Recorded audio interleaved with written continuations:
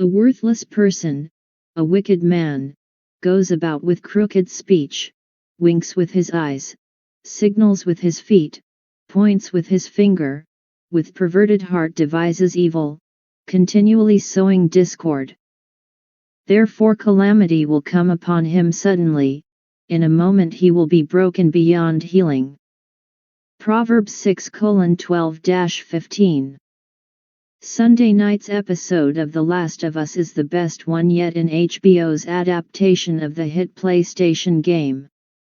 It's also about as close to a straight adaptation as you can get, hewing very close to how the events transpire in the source material. In both the game and the show, Ellie runs across David, played here by Scott Shepherd, and James, played by Troy Baker, the original Joel from the game, and gets medicine from them.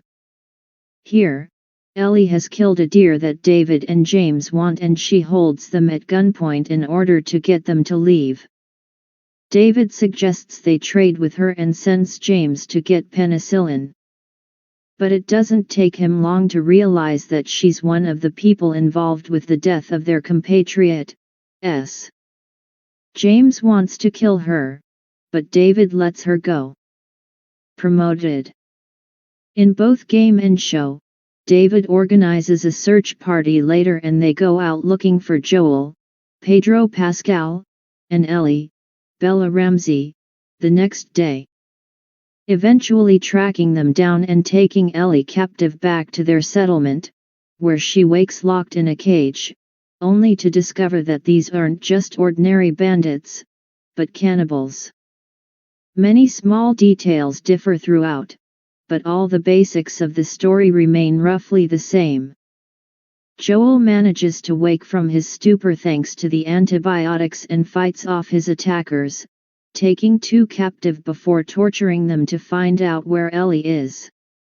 Once he has the information he needs, he kills them, stabbing one and beating the other to death with a pipe. Here we see Joel as he is in the game, far more brutal, violent, less prone to second guessing. I do think we should have seen more of this version of Joel up to this point. It would have made his confession to Tommy more powerful.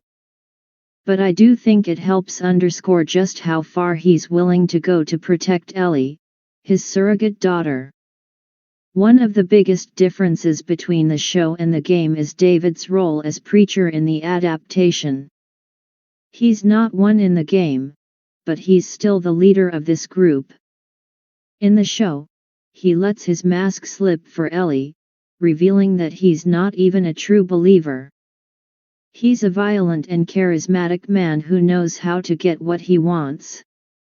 If not by persuasion and charm, then through violence and a willingness to do anything, no matter how depraved.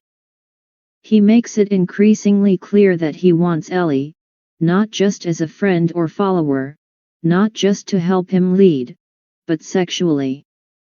She plays into this before breaking his finger. Little details like his threat to chop her up into tiny pieces come directly from the game. So does the mantra, everything happens for a reason. James and David come back and drag her to the butcher block when she refuses to join and cooperate. She manages to grab the cleaver and hacks James in the neck with it, killing him. She flees and David pursues her into the dining hall where she throws a burning log at him, setting the drapes on fire. In the game, a lantern tips over. David hunts her, taunting her, until she rushes him, stabbing him with a kitchen knife. He knocks her to the floor and kicks her as she tries to crawl toward the cleaver. Then he pins her down, telling her that his favorite part is when she fights back. This, too, is different from the game, which includes no explicit threats of rape. Much is implied about David's true intentions toward Ellie in the game, but the show makes it more obvious.